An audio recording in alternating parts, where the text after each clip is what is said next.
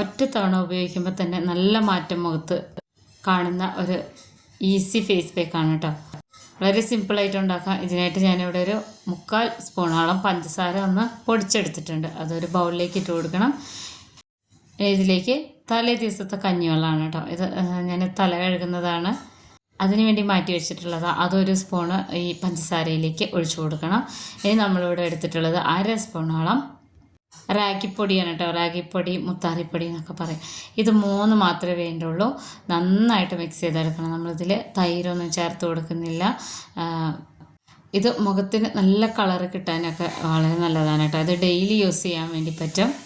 അപ്പോൾ നന്നായിട്ട് മിക്സ് ചെയ്തെടുക്കണം.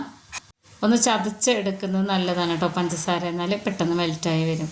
നല്ലോണം ഇതൊന്ന് മെൽറ്റായി യോജിച്ച് വന്നു കഴിഞ്ഞാൽ മുഖമൊക്കെ ഒന്ന് കഴുകിയതിന് ശേഷം മുഖത്തും കഴുത്തിലൊക്കെ തേച്ച് ഒന്ന് മസാജ് ചെയ്ത് ഒരു 20 മിനിറ്റിന് ശേഷം കഴുകിക്കളഞ്ഞാൽ നല്ല അടിപൊളി റിസൾട്ടാണ് കേട്ടോ.